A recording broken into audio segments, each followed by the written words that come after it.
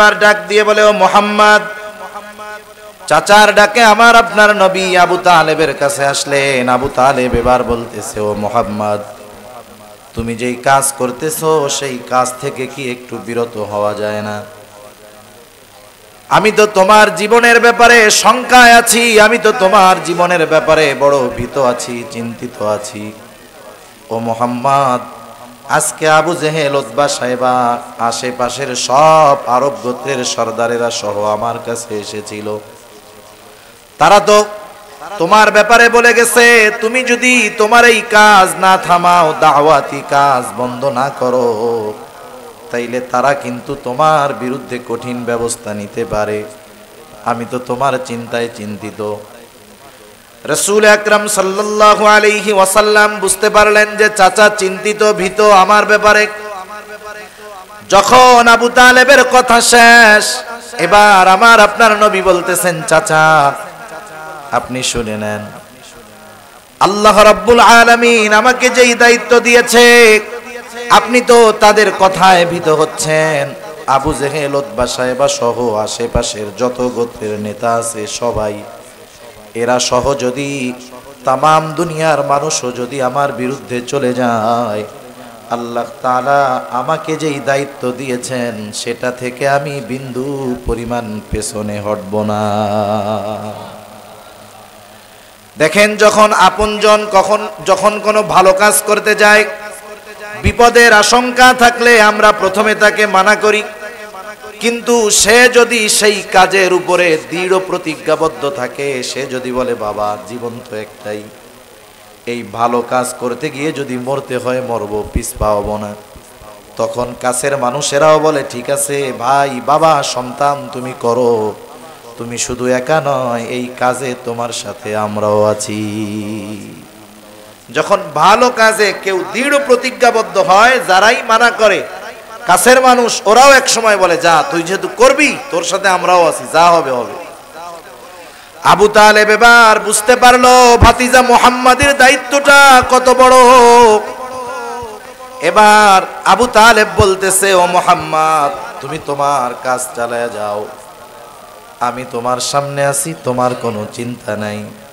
এই জন্য আবু তালেব যতদিন জীবিত ছিল ততদিন পর্যন্ত কাফেরেরা আমার আপনার নবীর বিরুদ্ধে চূড়ান্ত কোনো সিদ্ধান্ত নিতে পারে নাই। আবু তালেবের মৃত্যুর পর মূলত আমার আপনার নবীকে তারা হত্যার অপচেষ্টা করেছিল, সেটা লম্বা ইতিহাস, অন্য ইতিহাস। দেখেন, এই আবু তালেব আল্লাহ রাব্বুল আলামিন কখন যে কার মাধ্যমে দ্বীনের খেদমত নেন এটা বলা যায় না। একটা বিষয় আমাদের জন্য শিক্ষণীয় বিষয়, অনেক সময় আমরা দ্বীনের কাজ করি, যেই কাজ করি না কেন, আমরা কেউ দ্বীনি ময়দানে কথা বলি, কেউ মাদ্রাসা চালাই, কেউ মাদ্রাসায় সহযোগিতা করি। অনেক সময় আমরা মনে করি দ্বীনি কাজ করার পর যে আমি বড় উপকার করে ফেলছি মাদ্রাসার, আমি বড় উপকার করে ফেলেছি মসজিদের, আমি দ্বীনের বড় কল্যাণকামী, আমি দ্বীনের বড় খাদেম। বিষয়টা এমন নয়। আল্লাহ তাআলা যদি চান এই দ্বীনের খেদমত কাফেরের মাধ্যমেও আল্লাহ নিতে পারে। সেজন্য আমরা যে কোনো দ্বীনি কাজ করার সুযোগ যদি পাই, এক্ষেত্রে খুশি না হইয়া বরং কৃতজ্ঞতা প্রকাশ করার দরকার, যে আল্লাহ তাআলা আমার কিছু সময়, আমার কিছু অর্থ, আমার কিছু শ্রম দ্বীনের জন্য কবুল করলেন, এজন্য আরো আল্লাহ তাআলার দরবারে কৃতজ্ঞতা প্রকাশ করার দরকার। ঠিক কিনা বলেন? কারণ আল্লাহ তাআলা, ওনার তো সহযোগিতার দরকার ছিল না, এরপরেও আমাদেরটা নেন, আমাদের দ্বারা দ্বীনের খেদমত নেন, এটা আমাদের জন্য বহুত সৌভাগ্যের ব্যাপার। যাই হোক, এই আবু তালেব যখন জীবনের অন্তিম মুহূর্তে, রাসূলুল্লাহ সাল্লাল্লাহু আলাইহি ওয়াসাল্লাম খুব ভালো মতো জানেন আমার চাচা আমাকে যত মহব্বত করুক না কেন, ভালোবাসুক না কেন, আমার চাচা যদি ঈমানবিহীন দুনিয়া থেকে চলে যায়, আমাকে মহব্বত করার কারণে সে জাহান্নাম থেকে বাঁচতে পারবে না। জাহান্নাম থেকে বাঁচার জন্য তার হেদায়েত দরকার, ঈমান দরকার। রাসূল আকরাম সাল্লাল্লাহু আলাইহি ওয়াসাল্লাম মুমূর্ষ চাচার মাথার কাছে বসে বারবার বলতেছে, চাচা আপনি শুধু বলেন লা ইলাহা ইল্লাল্লাহ, বাকি জিনিসের জন্য, বাকি বিষয়ের জন্য কিয়ামতের ময়দানে আল্লাহ তাআলার কাছে আমি আপনার জন্য সুপারিশ করব। নবী জানি বারবার বলতেছে আর চিন্তা করে, আহারে চাচা যদি একবার শুধু বলে। ঐতিহাসিকেরা লিখেন, চেহারার ভাবে বোঝা যায় এই বুঝি আবু তালেব বলে ফেলে লা ইলাহা ইল্লাল্লাহ। চেহারার ভাবে কেমন জানি মনে হয়। এইবার আবু জেহেল, উতবা সাহেবা আবু তালেবের কাছে এসে বলে, ও আবু তালেব, আপনাকে আমরা কিন্তু অনেক সম্মান করি। সমাজের মানুষ, গোত্রের মানুষ, আরবের মানুষ আপনাকে সুপুরুষ মনে করে, বীরপুরুষ মনে করে। আপনি যদি মৃত্যুর পূর্বে বাপ দাদার ধর্মের মুখে চুনকালি দিয়ে মুহাম্মাদের ধর্ম গ্রহণ করেন, মানুষ আপনাকে কাপুরুষ বলবে। উত্তেজিত করল।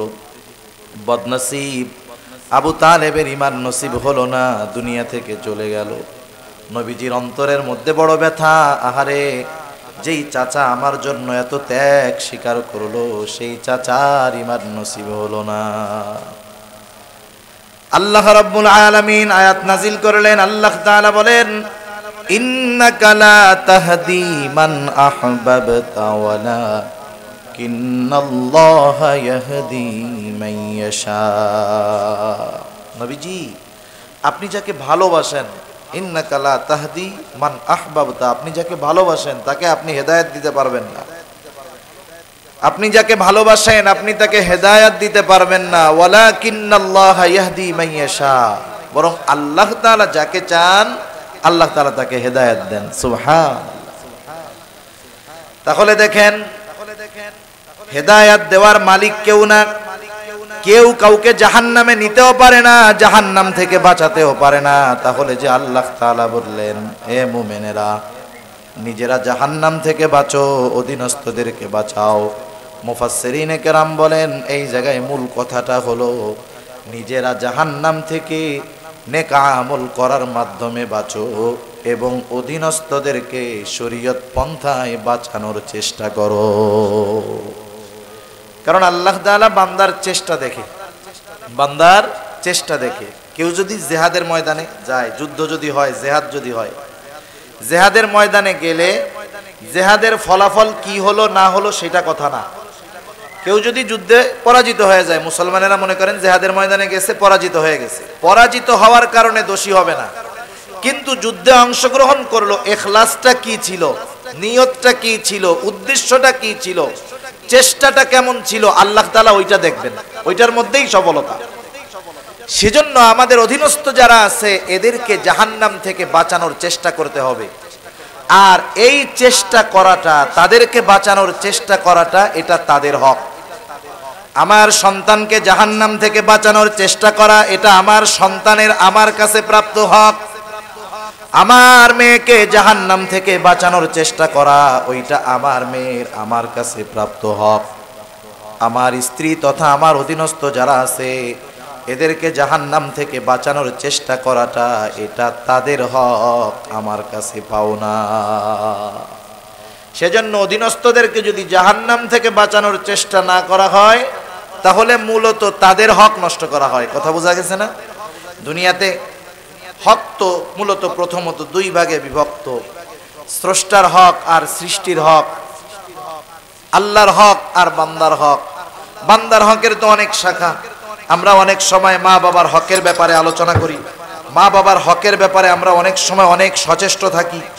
এই বিষয়গুলো নিয়ে আমরা অনেক সময় আলোচনা করি, কিন্তু এই বিষয়টা খেয়াল করি না যে শুধু সন্তানের কাছে মা বাবা যে হক পায় তা না, সন্তানও মা বাবার কাছে হক পায়। ঠিক কিনা বলেন? বরং সন্তানের কাছে মা বাবা কখন হক পাবে? সন্তান বালেগ হওয়ার আগ পর্যন্ত মা বাবা তাদের হক সন্তানের কাছে দাবি করতে পারবে না। কোন মা বাবা যদি 5 বছরের একটা বাচ্চাকে বলে, তুমি আগামীকাল থেকে রিক্সা চালায়া উপার্জন করে আমাদের খরচের ব্যবস্থা করবা, নাইলে কিন্তু আমরা বেজার হব। এখন বলেন তো, 5 বছরের বাচ্চাকে যদি মা বাবা এই চাপ দেয় যে তোর রিক্সা চালাইয়া আমাদেরকে খাওয়াইতে হবে, তাহলে হক তো বহুত দূরের কথা, ওই নাবালকের উপরে উল্টা জুলুম করা হবে। ঠিক কিনা বলেন? তাহলে সন্তানের কাছে মা বাবা হক পায় তখন সন্তান বালেগ হয় যখন, আর সন্তান মা বাবার কাছে হক পায় সে নিজে দুনিয়ায় আসার আগে। একেবারে অল্প সময়। সেই জন্য আমরা আমাদের যারা তারা আমাদের কাছে কোন ধরনের হক পায় এই কয়েকটা হকের কথা ইনশাআল্লাহ বলবো। তাহলে আসেন, একদিন হযরত ওমর রাদিয়াল্লাহু তাআলা আনহুর কাছে একজন লোক তার সন্তানের ব্যাপারে অভিযোগ দায়ের করতে গেলেন। সন্তানের ব্যাপারে অভিযোগ দিলেন, খলিফাতুল মুসলিমিন, আমার সন্তান আমার হকগুলো আদায় করে না। হযরত ওমর রাদিয়াল্লাহু তাআলা আনহু বললেন, আগামী দিন তোমার সন্তানটাকে নিয়ে আসবা। লোকটা পরের দিন হযরত ওমর রাদিয়াল্লাহু তাআলা আনহুর কাছে সন্তান সহ হাজির হলো। হাজির হওয়ার পর হযরত ওমর রাদিয়াল্লাহু তাআলা আনহু ছেলেটাকে জিজ্ঞাসা করতেছে, কি ব্যাপার, তুমি তোমার বাবার হক আদায় করো না কেন? এইবার ছেলেটা পাল্টা প্রশ্ন ছুড়ে দিয়ে বলল, ও খলিফাতুল মুসলিমিন ওমর, হক কি শুধু মা বাবা সন্তানের কাছে পায়? সন্তান কি মা বাবার কাছে কোনো হক পায় না? হযরত ওমর রাদিয়াল্লাহু তাআলা আনহু এবার বললেন, হ্যাঁ, হক শুধু মা বাবা সন্তানের কাছে পায় এমনটা নয়, সন্তানও মা বাবার কাছে কিছু হক পায়। সন্তান মা বাবার কাছেও কিছু হক পায়। উনি তিনটা হকের কথা বর্ণনা করেছেন, কিন্তু কোরআন হাদিসের মধ্যে আরো কিছু বিষয় আছে, অল্প সময় আমি আপনাদের খেদমতে বলবো ইনশাআল্লাহ। এক নম্বরে উনি বললেন, প্রত্যেকটা সন্তান তার বাবার কাছে প্রথম যেই হক পায় সেই হকটা হলো একটা দিনদার মা, একটা দিনদার মা, নেককার মা। এখন বলেন, সন্তান আগে না মা আগে? মা আগে, এটাই নিয়ম তো। কিন্তু আফসোস লাগে, ইদানিং দেখতেছি কিছু কিছু জায়গায় আগে ওনার সন্তান হয়েছে সেই খবর দেয়, এরপরে গায়ে হলুদ হয়। এটা বাঙালি সংস্কৃতিও না, এটা ইসলামী সংস্কৃতিও না, এটা ওই পশ্চাত্য অসভ্যতার একটা অংশ, ঠিক কিনা বলেন?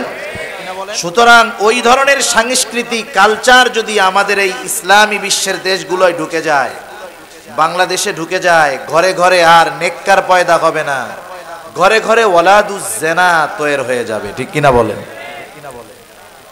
সেজন্য আগে হলো নেককার মা।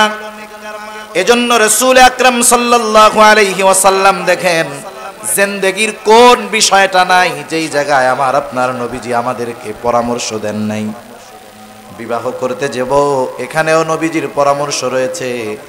নবীজি এক হাদিসের মধ্যে বলেন, 4টি জিনিস দেখে মেয়েদেরকে বিবাহ করা হয়। দেখা হয় তার সৌন্দর্য, দেখা হয় তার বংশ, দেখা হয় তার মাল, দেখা হয় তার দিনদারিত্ব। নবীজি বলেন, ফাযফার বিদাতিদ্দিন, দিনদারিত্বকে প্রাধান্য দাও। বাকি 3টা আছে, দিনদারিত্ব নাই, ওটাকে বাদ দিয়ে দাও। কিন্তু দিনদারিত্ব আছে, বাকি 3টা নাই। এই দিনদারিত্বর কারণে ওই মেয়েটা যদিও দেখতে সুন্দর নয়, বংশ অনেক ভালো নয়, টাকা পয়সা কম, কিন্তু গ্রামের ভাষায় একটা কথা বলে, জাতের মেয়ে কালো ভালো, নদীর পানি ঘোলাও ভালো।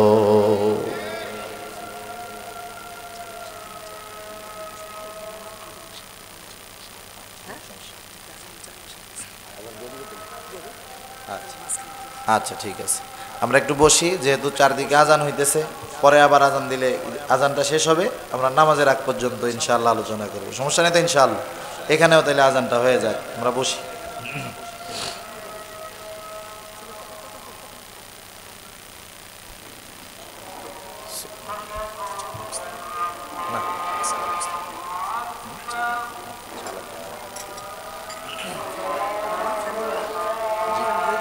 না, ফ্যান দরকার নেই।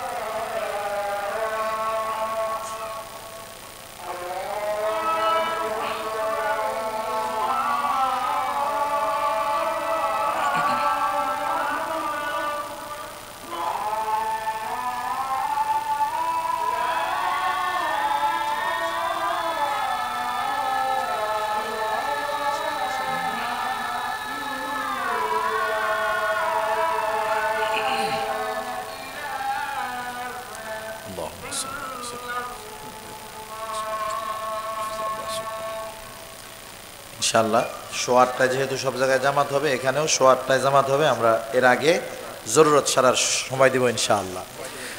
তাহলে যে কথা বলতেছিলাম যে বিবাহের ক্ষেত্রে দিনদারিত্বকে প্রাধান্য দিতে হবে।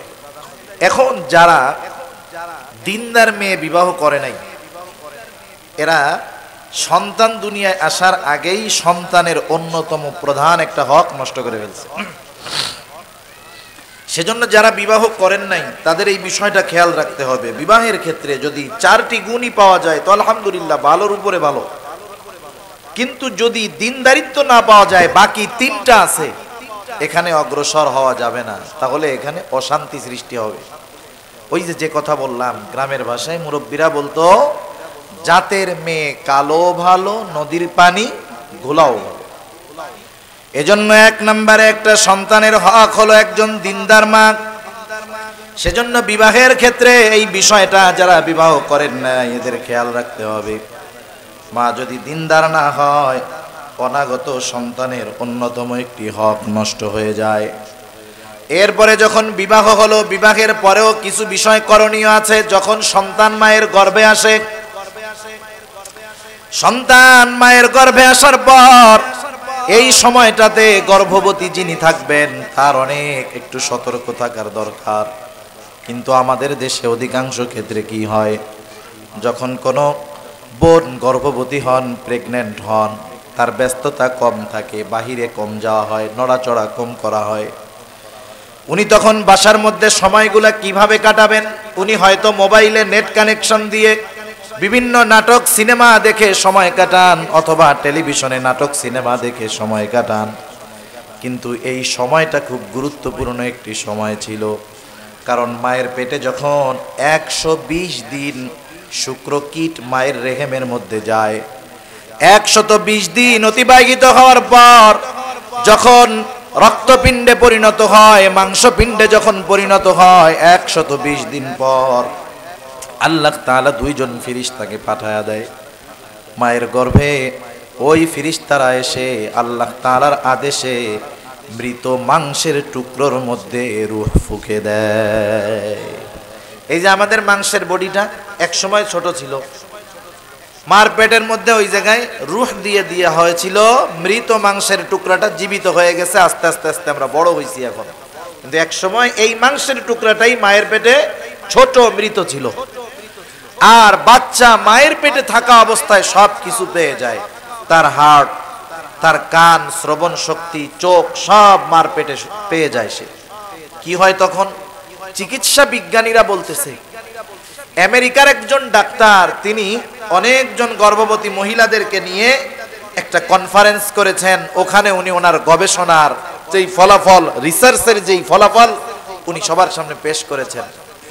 উনি বলেছেন যে আপনারা যদি কেউ চান যে আপনার সন্তানটা গায়ক হবে, গান শিখবে, তাহলে আপনি নিজে বেশি বেশি গান গাবেন, বেশি বেশি গান শুনবেন। যদি চান আপনার সন্তান অভিনেতা হবে, অভিনয় দেখবেন, আপনি অভিনয় করবেন। এক কথায় সন্তানের ব্যাপারে আপনি যা চান, সন্তান গর্ভে থাকা অবস্থায় সেই ধরনের কাজকর্ম আপনি বেশি বেশি করবেন। কারণ কি? কারণ সন্তান মূলত গঠিত হয় মায়ের থেকে। সেজন্য মায়ের খাবারে সন্তানের প্রভাব পড়ে। শুধু তাই না, অনেক সময় খেয়াল করে দেখবেন যে সন্তান দুনিয়ায় আসার পরে মার দুধ পান করে, অসুস্থ হয়েছে সন্তান, ওষুধ দেওয়া হয় মাকে। হয় কি হয় না? কেন দেওয়া হয়? কারণ ওই ওষুধের সরাসরি অ্যাকশন গ্রহণ করার ক্ষমতা সন্তানের নাই। মা যখন খাবে, ওই ওষুধের প্রভাব দুধের মাধ্যমে সন্তানের জন্য সহনীয় করে আল্লাহ তাআলা সন্তানের পেটে পৌঁছাবেন, সন্তানের অসুবিধাটা আল্লাহ দূর করে দিবেন। সেজন্য যখন মায়ের পেটে কোনো সন্তান থাকে, গর্ভবতী মহিলাদের উচিত কোরআনের তিলাওয়াত বেশি বেশি করা, দুরূদ ইস্তিগফার বেশি বেশি করা। কারণ সে যেটা করবে তার প্রভাব সন্তানের উপরে পড়বে। কারণ কি? চিকিৎসা বিজ্ঞানীরা বলেন, যখন মায়ের পেটের ভিতরে সন্তান শ্রবণ শক্তি পেয়ে যায়, মা যখন কোনো কথা বলে অথবা যখন কোনো কথা শুনে, সাথে সাথে মায়ের পেটের মধ্যে সন্তান তার কানটা, তার শ্রবণটা মায়ের দিকে দিয়ে দেয়। মা যা বলে মায়ের পেটের মধ্যে থাকতে সে সেগুলা শুনে। মা যা শোনে সন্তান মায়ের পেটে থাকতেই মার সেই শ্রবণগুলাও সেও শ্রবণ করে। মার পেটে থাকতেই প্রভাবটা চিন্তা করে দেখেন। সেজন্য মায়ের পেটে যখন আসবে তখন মা বোনদের দায়িত্ব হলো, সন্তান যদি ভালো চায়, দিনদার চায়, নিজে বেশি বেশি দ্বীনি আমল করা, গুনার থেকে বেঁচে থাকা। আমরা একটা সময় শুনতাম কুতুবউদ্দিন বখতিয়ার কাকি রহমাতুল্লাহি আলাইহির ঘটনা। যখন ওনার বয়স 5 বছর, ওই বয়সে মা নিয়ে গেছেন মক্তবে, ওস্তাদজির কাছে গেছেন কোরআন শেখানোর জন্য।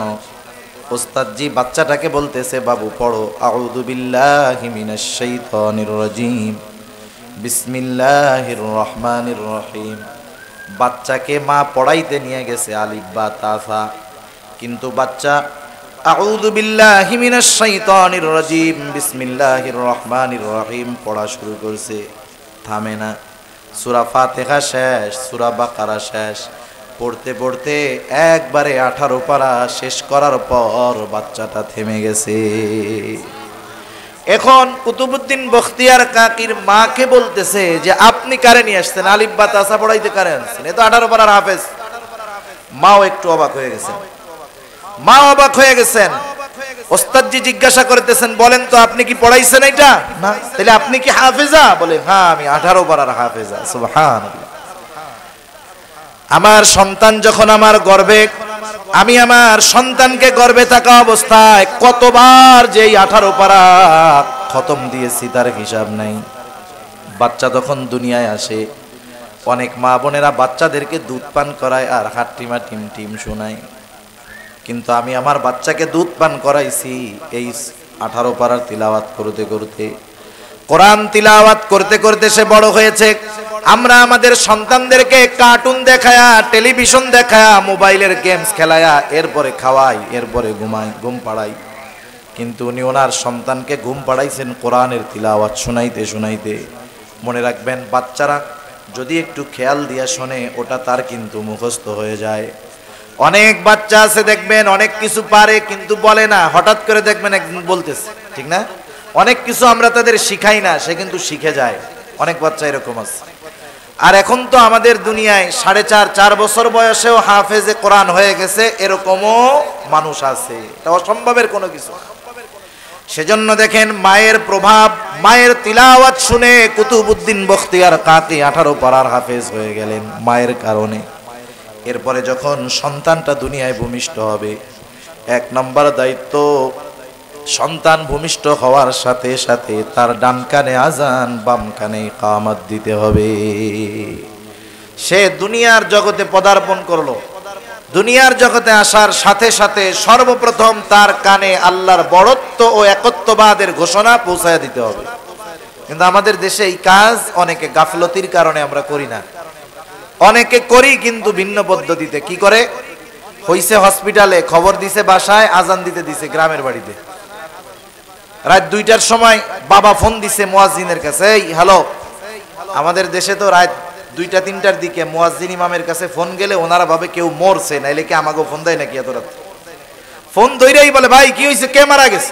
বলে না না, কেউ মরে নাই, আমার ছেলে হয়েছে, একটু আজান দিয়ে দাও। এখন বলেন, আজান দিতে হবে কোথায়, দেয় কোথায়? সন্তান ভূমিষ্ঠ হওয়ার পরে সেখানে যদি কোনো পুরুষ না থাকে, মহিলারাই আজানের বাক্যগুলা, আজানের শব্দ বাক্যগুলা, ইকামতের বাক্যগুলা ওই সদ্য ভূমিষ্ঠ ছেলে অথবা মেয়ের কানে পৌঁছায়া দিবে, কোনো অসুবিধা নেই। এরপরে যখন 7ম দিন হবে, মাথার চুলগুলা মুন্ডাবে, টাক বানায় ফেলবে। চুলের ওজন সমপরিমাণ স্বর্ণ অথবা রৌপ্য অথবা স্বর্ণ রৌপ্য সমপরিমাণ দাম সদকা করে দিবে। সপ্তম দিন সুন্দর একটা নাম রাখবে, যেই নামটা তার ধর্মীয় পরিচয় বহন করে। সুন্দর নাম, যেই নামে তাকে ডাকা হবে। নামের একটা প্রভাব আছে। কিন্তু আপনি আমাদের দেশে অনেক ডাক নাম আছে না? মুসলমানের ছেলের নাম আছে রকি, রনি, জনি, আছে না এরকম? কেউ থাকলে আবার মাইন্ড করেন না। আপনারা তো মাহফিল টাহফিল দেখেন, শোনেন, পোস্টার দেখেন, অনেক আলেমের নাম জানেন। আমারে একটা মৌলানা সাহেব দেখান না, হাফেজ মৌলানা মোহাম্মদ রনি সাহেব, আসেনি? পাবেন না। প্রত্যেকটা আলেমের নাম আপনি শুনলেই তার ধর্মীয় পরিচয় বোঝা যাবেন। কিন্তু আমরা আমাদের সন্তানদের ডাক নামগুলা কি করি? এমন নাম রাখি যেই নামটা সব ধর্মের মানুষ রাখে। যেমন বলি আর কি, সুমন একটা নাম। আমি দেখছি সুমন হিন্দু আছে, বৌদ্ধ আছে, খ্রিস্টান আছে, মুসলমান আছে, সব ধর্মের আছে। সেজন্য নাম রাখতে হবে এমন নাম যেই নাম তার ধর্মীয় পরিচয় বহন করে এবং সেই নামে ডাকতে হবে। আপনি নবীদের নাম রাখেন, সাহাবাদের নাম রাখেন। আল্লাহর নবী বলেন আল্লাহ তাআলার কাছে প্রিয় নাম হলো দুইটা, একটা হলো আব্দুল্লাহ আর একটা হলো আব্দুর রহমান। এলাকায় আব্দুল্লাহ আব্দুর রহমান বেশি, অসুবিধা নাই। আল্লাহর গুণবাচক নামের সাথে আব্দ শব্দটাকে যোগ করে রাখেন, যেমন আবদুল খালেক, আবদুল মালিক। আবার নাম ডাকার সময় কিন্তু সাবধানে ডাকতে হবে। ইসলাম কারো নাম ব্যঙ্গ করে ডাকা পছন্দ করে না, ইসলামে এটা কিন্তু নিষেধ। কিন্তু কারো নাম যদি আব্দুল খালেক হয়, আমরা তারে আব্দুল খালেক বলি না, অনেক সময় বলি খালেক, তাই না? অনেকে খালেকটাও ঠিক মতো বলে না। কি বলে? বলে খালেক কে, ও মালিক কে। কারো নাম এরকম বলা যাবে না। যার নাম সুন্দরভাবে বলতে হবে নামটা, আব্দুল মালিক, আব্দুল খালেক, আব্দুর রহিম। সেজন্য সুন্দর নাম রাখবো, সুন্দর নামে ডাকবো। এরপরে আর একটা কাজ, সপ্তম দিন আকিকা। যদি ছেলে হয় দুইটা, মেয়ে হলে একটা, ছাগল দ্বারা আকিকা করবে সপ্তম দিন। সপ্তম দিন যদি না পারে 14 দিন, না পারলে 21তম দিন। অনেক মানুষ আছে বোঝে না, সামর্থ্য থাকার পরেও সপ্তম দিনে আকিকা না দিয়া বলে আমি কোরবানির সময় আকিকা দিয়ে দিব, কোরবানির সময় দিয়ে দিব। এই কাজটা করব না। কারো যদি সপ্তম দিন ছেলে হইছে, দুইটা দিয়ে দেওয়া সুন্নাত, কিন্তু দুইটা দেওয়ার অ্যাবিলিটি তার নাই, সে তো আর চুরি করে দিবে না, একটা দিয়েই সে দিয়ে দিবে। যার অ্যাবিলিটি নাই সে দেরি করে দিল, অসুবিধা নাই। কিন্তু যার সামর্থ্য আছে সে এই কাজটাতে দেরি করবে না, এটা ঠিক না। কারণ আমলের ক্ষেত্রে সর্বদা সুন্নাহর উপরে করতে হবে। এই যে কোরবানি আসবে রোজার পরে, দেখবেন এক গ্রুপ শুরু করে দিবে যে জায়েজ নাই, জায়েজ নাই, হারাম, হারাম, কোরবানির সাথে আকিকা দেওয়া যাবে না। ওনারা বলবে হারাম, আর আমাকেও এখন দৌড়াইতে হবে যে না এটা হারাম না ভাই, জায়েজ আছে, সুন্নাহ না হোক জায়েজ আছে। কোরবানির সাথে আকিকা দেওয়া কি আছে? জায়েজ আছে, কোনো সন্দেহ নাই। কিন্তু সুন্নাত কোনটা? সুন্নাত হলো সপ্তম দিনে দিয়ে দেওয়া, না পারলে তারপরের সপ্তাহে, না পারলে তারপরের সপ্তাহে। যদি দুইটা দিয়ে না পারি, ছেলে হলে একটা দিয়ে দিব। কোনো ঝামেলা ফিতনার মধ্যে আমরা যাব না। আবার অনেকে কি চিন্তা করে জানেন? আকিকাটারে কোনো আমল মনে না কইরা এটার একটা ব্যবসা মনে করে, ব্যবসা। অনেকজনের দাওয়াত দিবে, আকিকা দিবে। আর এখন তো মানুষ, আগে দাওয়াত না দিলে রাগ হইতো, এখন দিলে চিন্তায় পড়ে যায়। যেই সয়াবিন তেলের দাম, দ্রব্যমূল্যর যেই দাম, মাসে যদি আপনারে কেউ 5টা বিয়ার দাওয়াত দেয়, আপনার কাম সারা। পুরা মাসের ইনকাম 5 বিয়ায় দিয়ে আসা লাগবে, ঠিক কিনা বলেন? সেজন্য ধর্মীয় কোনো অনুষ্ঠান যা বা যে কোনো ধরনের অনুষ্ঠান, এই ধরনের অনুষ্ঠানগুলা আমরা ব্যবসায় পরিণত করব না। সেজন্য সপ্তম দিন দেখেন 3টা সুন্নাত, সুন্দর একটা নাম রাখা। এরপরে মাথার চুলগুলো মুন্ডন করে এই পরিমাণ স্বর্ণ অথবা রৌপ্য অথবা তার দাম সদকা করা, সামর্থ্য থাকলে কোরবান ওই দিন আকিকা দিয়ে দেওয়া। এরপরে যেই কাজ, ছেলেটা যখন একটু বড় হবে, সর্বপ্রথম তাকে আল্লাহ তাআলার পরিচয় জানানো। পবিত্র কোরআনুল কারীমের অন্যতম একটি সূরা হলো সূরা লোকমান। হযরতে লোকমান নবী ছিলেন না, একজন বড় আবেদ ব্যক্তি ছিলেন, কিন্তু তার নামে আল্লাহ তাআলা একটা সূরা নাজিল করেছেন। এই সূরার মধ্যে যে তার জীবনী আছে বিষয়টা এমন নয়। মূলত এই সূরার মধ্যে হযরতে লোকমান তার সন্তানদেরকে অনেকগুলা উপদেশ দিয়েছেন, নসিহত করেছেন। এই নসিহতগুলোর আল্লাহ তাআলার কাছে এতটা পছন্দনীয় হয়েছে, উম্মতে মুহাম্মাদির জন্য ওই নসিহতগুলা আল্লাহ রাব্বুল আলামিন কোরআনুল কারীমের মধ্যে দিয়ে দিয়েছে। হযরত লোকমান তার ছেলেকে একটা নসিহত করছে, ইয়া বুনাইয়া লা তুশরিক বিল্লাহ ইন্নাশ শিরকা লাযুলমুন আযীম। হযরত লোকমান তার সন্তানকে বলতেছেন, হে আমার বৎস, লা তুশরিক বিল্লাহ, আল্লাহর সাথে শিরিক করবা না। ইন্নাশ শিরকা লাযুলমুন আযীম, নিশ্চয় শিরিক মহা বড়, মস্ত বড় অন্যায়। শিরিক না করা এটা আল্লাহর হক। আল্লাহর হক হলো তার ইবাদত করা, তার সাথে শিরিক না করা এটা আল্লাহর হক। হযরতে লোকমান তার সন্তানদেরকে আল্লাহ তাআলার হকের ব্যাপারে শিক্ষা দিচ্ছেন।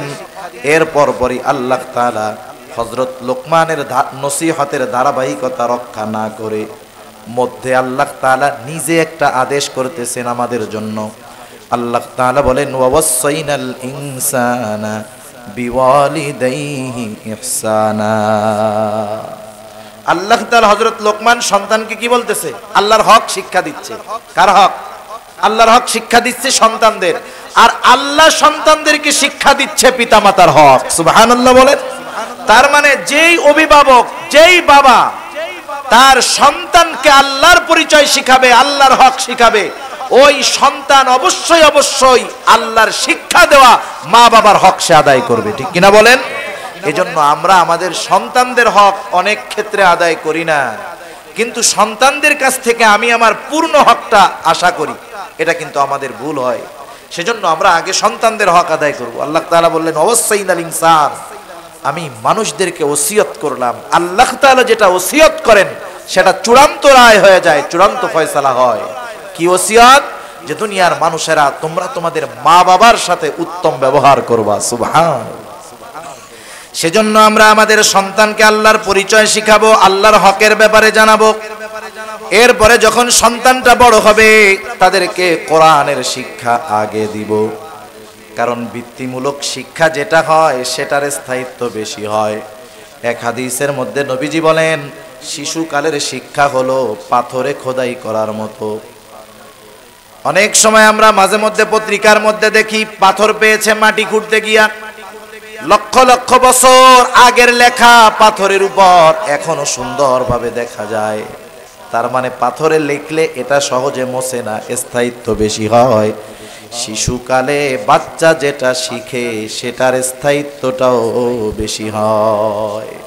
এজন্য ছোটদেরকে আগে দ্বীনি শিক্ষা দিতে হবে। দ্বীনি শিক্ষা এক সময় দ্বীনি শিক্ষা যতটুকু প্রয়োজন, যতটুকু ফরজ পরিমাণ ইলম, আমরা ছোটবেলায় আমরাও গ্রামের মক্তব থেকেই শিখে ফেলছি। মসজিদে যেই মক্তব ছিল, আপনারা গেছেন না মসজিদে মক্তবে আগে? ওই মসজিদের মক্তব থেকেই আমরা সব কিছু জানতাম। একটা সময় তো সকালবেলায় মক্তব হইতো, স্কুলের ক্লাস শুরু হইতো সকাল 10টায়। ইহুদি খ্রিস্টানদের ষড়যন্ত্র আছে, মুসলমানদেরকে কিভাবে ওদের ধর্মের দিকে আকৃষ্ট করা যায়। ওরা বহুত ষড়যন্ত্র করে ব্যর্থ হয়েছে। লম্বা ইতিহাস বলতে গেলে অনেক সময় লাগবে।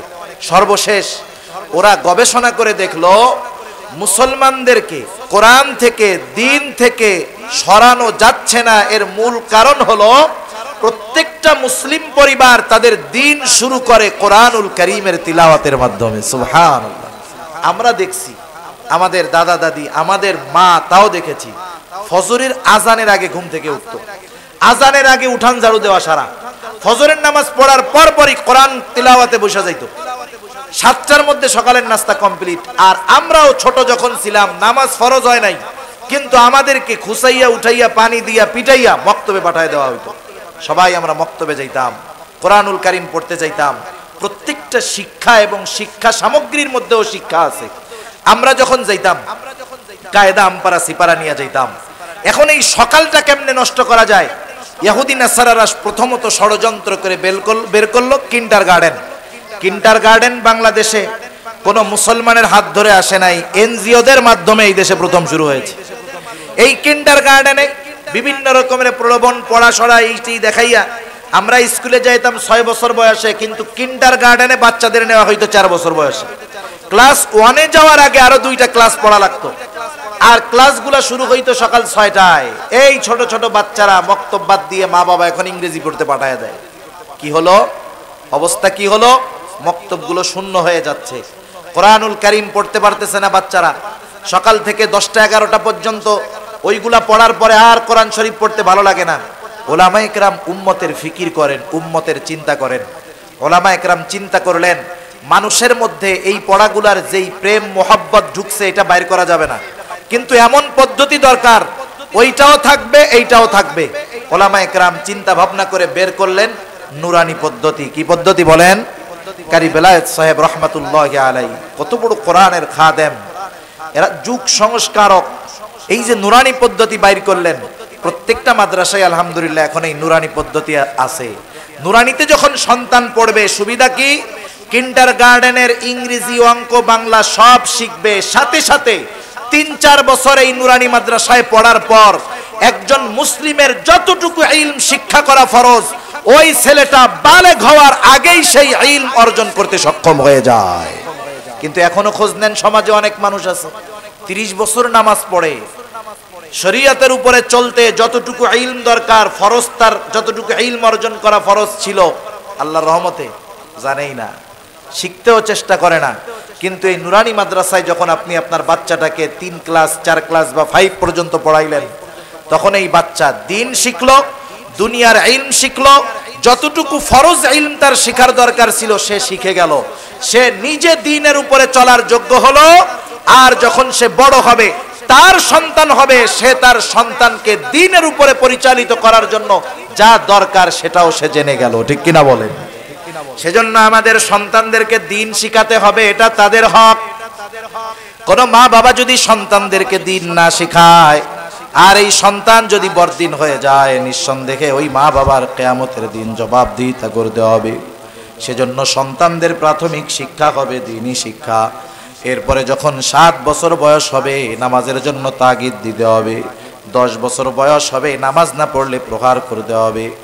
এরপরে যখন সবগুলা ঠিক আছে, সন্তান যখন বালেগ হবে, সন্তান ছেলে হোক মেয়ে হোক, বিবাহের ব্যবস্থা করতে হবে। সন্তান বালেগ হওয়ার পর অভিভাবক যদি বিবাহ না দেয় আর ওই বালেগ সন্তান যদি কোনো গুনাহ করে, অপরাধ করে যৌবনের কারণে, ওই সন্তানের গুনার ভাগ ওই অভিভাবকের আমল নামায় যোগ হয়ে যাবে। এজন্য বিবাহ দেওয়ার দায়িত্ব অভিভাবকের। আল্লাহ তাআলা বলেন, আনকিহুল আয়ামা মিনকুমুস সালিহিনা মিন ইবাদিকুম ওয়া ইমাইকুম ইন ইয়াকুনু ফুকারা ইউগনিহুমুল্লাহ। আল্লাহ তাআলা বলতেছেন, আনকিহু, তোমরা বিবাহ দাও। তোমাদের অধীনস্থ যারা বিবাহ উপযুক্ত মুমিন দাস দাসীও যদি হয় তাদেরকে বিবাহ দিয়ে দাও। যদি সম্পদ কম, দারিদ্রতার ভয়ে বিবাহ দিচ্ছ না, বিষয়টা এমন না। বিবাহটা একটা ইবাদত। বিবাহ যদি ইবাদত রাসূলের তরিকায় করা হয়, ওই বিবাহের মধ্যে বরকত আছে। আল্লাহ তাআলা বলেন, তাইলে চিন্তা নাই, ইয়াকুনু ফুকারা ইউগনিহিমুল্লাহ। ধনী গরিবও যদি থাকে, অভাবীও যদি থাকে, বিবাহ যদি ইবাদত হিসাবে দেওয়া হয়, সুন্নাত তরিকায় দেওয়া হয়, আল্লাহ তাআলা বলেন চিন্তার কারণ নাই, ফকির থাকলে আমি আল্লাহ ধনী বানায় দিব। সুবহানাল্লাহ। এখন আসেন, এই যে সন্তানদের হকগুলা, এই হকগুলা যদি আমরা আদায় না করি, তাদেরকে যদি দ্বীন না শেখাই, আমার আগে হযরত বলে গেছে কি হবে বলেন তো? আমার আমলের অভাব নাই, কিন্তু সিন শিখাই নাই, তার হক নষ্ট করেছি। কিয়ামতের দিন ও আমাদের ব্যাপারে অভিযোগ দায়ের করবে, আল্লাহ আজকে আমি জাহান্নামী হওয়ার কারণ আমি না আমার বাবা, আমি না আমার ভাই, তারা আমারে দ্বীন শিখায় নাই। দ্বীন শিখাইলে আমি তো আজকে বড়দিন হইতাম না। রব্বানা ইন্না আতানা সাদাতানা ওয়া কুবারানা ফাদাল্লুনা সাবিলা। আমি যে পথভ্রষ্ট হয়েছি আল্লাহ, এর জন্য দায়ী আমার বড়রা, আমার বাবা, আমার অভিভাবক। কি করব? রব্বানা আতিহিম দিফাইনি মিনাল আযাব ওয়াল আনহুম লানান কাবীরা। ওই সন্তান আল্লাহর কাছে বলবে, আযাব দ্বিগুণ করেন, লানত বর্ষণ করেন। চিন্তা করে দেখেন, এই সন্তানের হকগুলা নষ্ট করার কারণে, আদায় না করার কারণে অনেক দিনদার বাবা, দিনদার অভিভাবক ধরা খেয়ে যাবে। সেজন্য আল্লাহ তাআলা আমাদের সন্তানদের শরীয়তের যেই হকগুলা আছে এগুলা যথাযথভাবে আদায় করার তৌফিক দান করুক। সবাই বলি আমিন। নিজেদেরকেও আমরা নেক আমলের মাধ্যমে জাহান্নাম থেকে বাঁচাই এবং আমার অধীনস্থদের হক আদায়ের মাধ্যমে আল্লাহ তাআলা তাদেরকেও জাহান্নাম থেকে বাঁচানোর চেষ্টা করার তৌফিক আল্লাহ আমাদের দান করুক। সবাই বলি আমিন। ওয়া আখিরু দাওয়ানা আলহামদুলিল্লাহি রাব্বিল আলামিন। আসসালামু আলাইকুম ওয়া রাহমাতুল্লাহ।